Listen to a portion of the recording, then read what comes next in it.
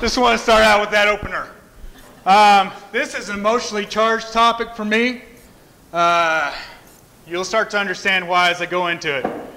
Something that struck me last month is when Joe was talking, he said, bring your vulnerability to these speeches and talk about why you do what you do.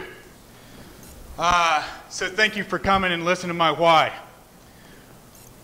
My name is Cody, and I'm trying to reach 30 million people by 2030 with life-changing skills for better interactions. I'm a little old school. I'm like Andy Griffith Mayberry, old school, right? It's a little hard to be with what I've been through. I was nearly killed at age 7. I had a coworker in my early 20s hold me at knife point. That's tip of the iceberg. That's very tip of the iceberg compared to the volume of things I've dealt with. Growing up, I had teachers telling me, you're not going to amount to anything. I had kids in my class telling me I was worthless, that I was dumb, right? Not very positive messages, not the things that you want your kids experiencing in school. That continued, right? Went to work. Everything, you know, you graduate high school, everything's supposed to be good after that, right? All the politics of school is supposed to change. I'm sorry, the world is just more high school, right? So we look at it, and I had the same treatment, and the same abuse, and the same isolation. I went into professions that required physicality, because that's a tool set that I started to understand. I did not understand emotional intelligence and empathy and the ability to resolve things without direct physical confrontation.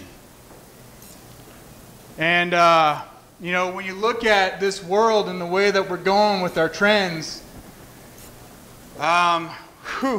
it's a heavy thing, right? We talk about obesity and suicide and mass shootings, et cetera, on and on. And I'm going to tell you point blank that the reason I believe that these things are becoming more frequent or more severe problems is we have forgotten the skills necessary to treat each other well as human beings. And if we don't change, I worry about what's in our future. So, I think it was about 5-6 years ago, I was working on a security contract with a guy that's Department of Homeland Security. Nothing big, nothing high speed, nothing fancy. I'm not a cool guy. All right? But we had a guy that stabbed another guy. Let's just call him the suspect, because I never knew the outcome of that, right? Suspect stabs guy, and he's trying to escape. I ended up talking that guy into handcuffs. Something I would have believed was possible at a younger age.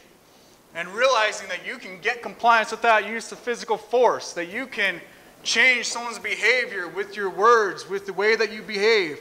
And I'm not saying that's going to work every time. There's some people you can't. They're not in the place to be receptive, right?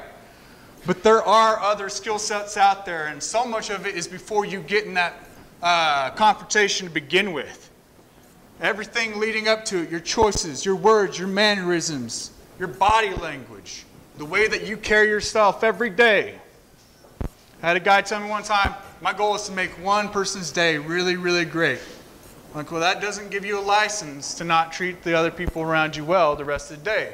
And I know he didn't mean it like that, but I think we should focus on trying to change our interactions just 1, 2, 5% better for everybody, even if you don't like them, right? You don't have to like everybody.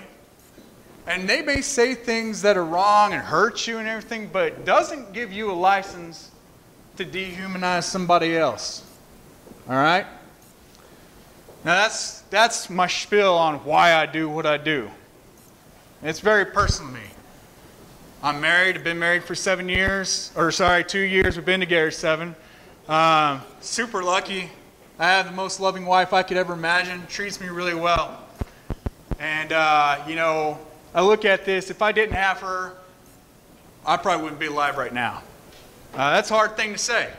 We can get into that in a one-on-one maybe.